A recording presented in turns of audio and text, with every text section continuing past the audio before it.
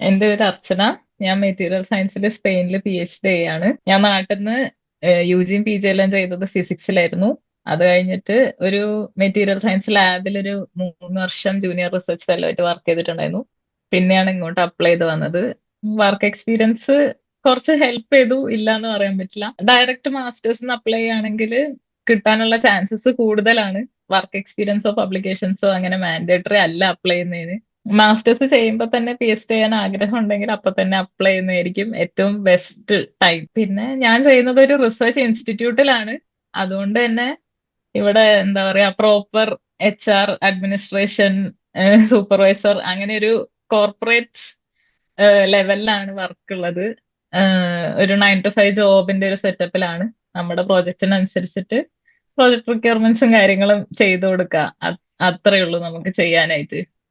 പിന്നെ ആ വർക്കിനെ ബേസ് ചെയ്തിട്ട് നമുക്ക് പബ്ലിക്കേഷൻ എഴുതാനോ അല്ലെങ്കിൽ പാർട്ട്നേഴ്സ് ആയിട്ട് കൊളാബറേറ്റ് ചെയ്യാനോ ഉള്ള ഓപ്പർച്യൂണിറ്റീസ് ഉണ്ട്. യൂണിവേഴ്സിറ്റി ആണെങ്കിൽ ഇയർലി ട്വൈസ് മാത്രമാണ് അഡ്മിഷൻ വരിക. മോസ്റ്റ്ലി യൂണിവേഴ്സിറ്റി വെബ്സൈറ്റിൽ നിന്ന് ഡയറക്റ്റ് അപ്ലൈ ചെയ്യുന്നതിനേക്കാളും ഏറ്റവും നല്ലത് നമുക്ക് പറ്റിയ പ്രൊഫസേഴ്സ് ഉണ്ടെങ്കിൽ അവർക്ക് പേഴ്സണൽ മെയിൽ ചെയ്തിട്ട് അപ്ലൈ ചെയ്യുന്നതാണ്. കാരണം യൂണിവേഴ്സിറ്റീസിൽ അങ്ങനെ ഡയറക്റ്റ് അപ്ലിക്കേഷൻസ് വർക്കായത് ഞാൻ അധികം കേട്ടിട്ടില്ല. കൂടുതലും പേഴ്സണൽ ഇമെയിൽസ് ആണ് യൂണിവേഴ്സിറ്റീസിൽ വർക്ക് ആവുക. പക്ഷെ ഞാനിവിടെ ഇൻസ്റ്റിറ്റ്യൂട്ടിലായതുകൊണ്ട് ഞാൻ ലിങ്ക്ഡിനിലെ നോർമൽ ജോബ് വേക്കൻസി കണ്ടിട്ട് അങ്ങനെ അപ്ലൈ ചെയ്തിട്ട് വന്നതാണ്. പേഴ്സണൽ മെയിൽ ഒന്നും അയച്ചിട്ടേ ഇല്ല. ഡയറക്റ്റ് ലിങ്ക്ഡിൻ വഴി മാത്രമായിരുന്നു എന്റെ ഫുൾ പ്രോസസ്സ്. എന്താ പറയാ, പലതരം PhD ഉണ്ട്. ഇൻഡസ്ട്രിയൽ PhDs ഉണ്ട്, പ്യൂർലി അക്കാഡമിക് PhDs ഉണ്ട്, അല്ലെങ്കിൽ റിസർച്ച് ഇൻസ്റ്റിറ്റ്യൂട്ട് പോലത്തേലും PhDs വരുന്നുണ്ട്. അപ്പൊ യൂണിവേഴ്സിറ്റി ആണെങ്കിൽ മോസ്റ്റ്ലി അക്കാഡമിക് ബേസിസിലായിരിക്കും. പക്ഷെ നമ്മുടെ സൂപ്പർവൈസറുടെ പ്രോജക്ട് ഡിപ്പെൻഡ് ചെയ്തിട്ടായിരിക്കും എല്ലാം ഉണ്ടാവുക. പിന്നെ റിസർച്ച് ഇൻസ്റ്റിറ്റ്യൂട്ടിലാവുമ്പോഴും നമ്മുടെ ഫണ്ടിങ് വരുന്നത് മുഴുവൻ പ്രോജക്ട് ഫണ്ടിങ് ആയിരിക്കും.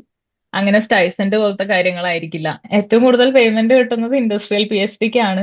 വലിയ വലിയ ഇൻഡസ്ട്രീസ്, ബോഷ് പോലത്തെ ഇൻഡസ്ട്രീസിന് അത്യാവശ്യം നല്ല രീതിയിൽ ഇൻഡസ്ട്രിയൽ PhD ഉണ്ട്. പക്ഷെ അത് കിട്ടാനുള്ള ചാൻസസ് കുറവാണ്. കാരണം എല്ലാവർക്കും ആക്സസ് ആണ്.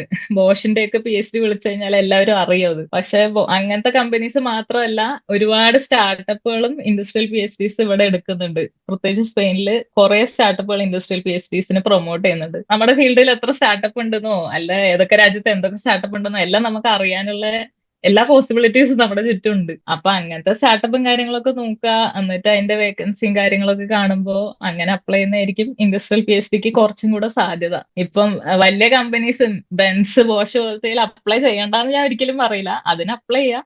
കൂട്ടത്തിൽ തന്നെ ഇങ്ങനത്തെ സ്റ്റാർട്ടപ്പിലും കൂടെ അപ്ലൈ ചെയ്ത് കഴിഞ്ഞാൽ ചാൻസസ് കൂടുതലായിരിക്കും.